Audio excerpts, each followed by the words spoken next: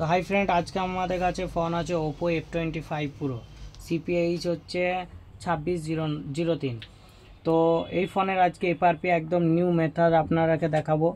মানে আপনারা যেভাবে অ্যাকচুয়ালি প্রসেস করেন, এই ওয়াইফাই কানেক্ট করে নিতে হবে। আর লক অবশ্যই আছে, দেখতে পাচ্ছেন। একবার প্রমাণ যদি দেখতে চান তো আপনারাকে দেখে দিই যে এর মধ্যে এফআরপি লক আছে, যেটা জিমেল লক হয়ে থাকে, গুগল অ্যাকাউন্ট লক। তো আমি একবার প্রমাণ দেখে দিই। আর যারা অবশ্যই আগে থেকে জানেন তাদের তো প্রমাণের কোনো প্রয়োজন নেই। এখানে তালা চিহ্ন তো মানেই সে ফোন লক হয়ে আছে। তো একদম নিউ মেথড, অ্যান্ড্রয়েড ভার্সন 15 আছে এই ফোনের মধ্যে। তো একদম নিউ মেথডে আপনারাকে একদম নিউ প্রসেস যেটা হবে সেটা আজকে আমি দেখাবো।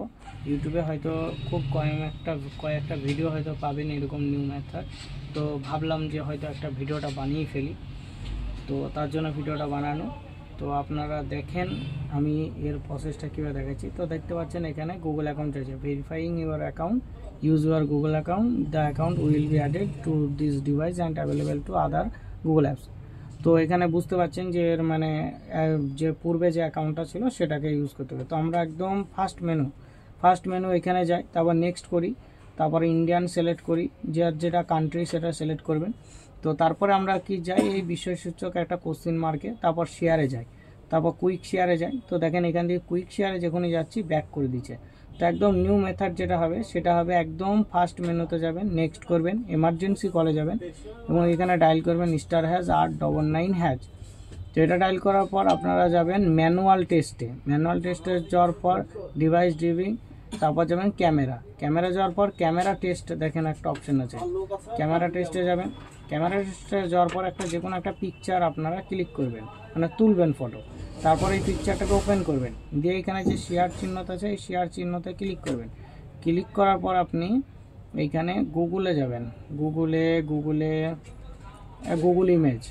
তো গুগল ইমেজে যাওয়ার পর এই যে 3 ডট দেখতে পাচ্ছেন, 3 ডটে যাবেন, টার্ম অফ সার্ভিস। তো এখানে ক্লিক করবেন। এখানে ক্লিক করার পর এরকম একটা মেনু আসবে, আপনি এই যে ছক চিহ্নটা আছে এখানে ক্লিক করবেন। এখানে ক্লিক করার পর সার্চে যাবেন। সার্চে যাওয়ার পর এখানে আপনি তখন সার্চ করবেন কোন একটা সাইট যেখানে আপনারা ভালো জানবেন। আমি যেমন সার্চ করছি ভিএন রোম। তো যারা কাজ করেন তাদের বিভিন্ন সাইট জানা থাকবে। ভিএন রোমে গেলাম, বাইপাস, এবং এইখানে দেখেন একটা সেটিংস অপশান আছে, সেটিংসে যাব। সেটিংসে যাওয়ার পর আমাকে কি করতে হবে, সেটিংস অ্যান্ড্রয়েড ভার্সনটা দেখিয়ে দিই।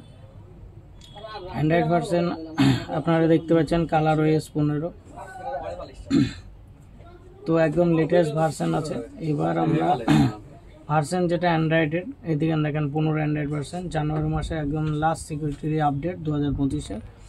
তো আমাদের যেখানে কাজ হচ্ছে, যেতে হবে আমরাকে home screen and lock screen. এখানে যাওয়ার পর আমরাকে সিলেক্ট করতে হবে হোম স্ক্রিন লেআউটে ক্লিক করা হবে। তখন আমাদের এরকম একটা মেনু চলে আসবে। মেনু চলে আসার পর আমরাকে যেতে হবে ক্লোন সার্চ করতে হবে, ক্লোন সার্চ করব। তো এই ক্লোন চলে এসছে। এবার আমরাকে সেম আরেকটা ওপো ফোন নিতে হবে। একটা ওপো ফোন দিয়ে এই রিয়েলমি 11 প্রো প্লাসটা দিতে ভাই।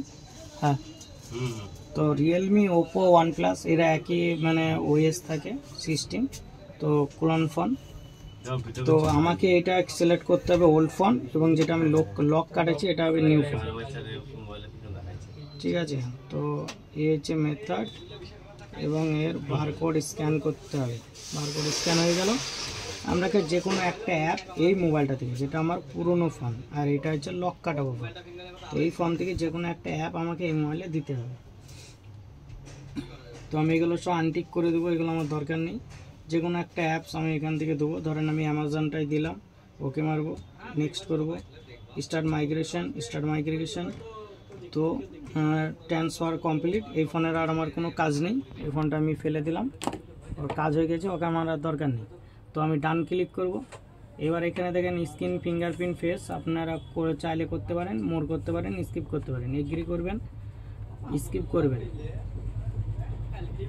এবং এখানে আপনার যেটা খুশি করলাম, আমার সহজ হিসাবে আমি এটা নিলাম বোতাম। তো গেট স্টার্ট মানে আপনারা বুঝতে পারছেন যে এর ফোনের যে এফআরপি ছিল সেটা এখন বাইপাস হয়ে গেছে, এটা নর্মালি ফোন। তো তো এটুকুই কাজ ছিল। Oppo F25 Pro FRP bypass কীভাবে করবেন সেটা আমি দেখে দিলাম। আর যারা কাজ করেন দোকানদার হোক, তাদের শেষ ফিনিশিংয়ে বলবো যে কোনো ফোন কাজ হয়ে যাওয়ার পরে ব্যাকআপ অ্যান্ড রিসেট, ফোনটাকে একবার রিসেট ইরেজ অল ডেটা করে নেওয়া বেটার, কারণ আপনার কোনো ফোনের পার্সোনাল ডেটা চলে যেতে পারে। তো এই হচ্ছে কাজ। তো থ্যাংক ইউ, ধন্যবাদ।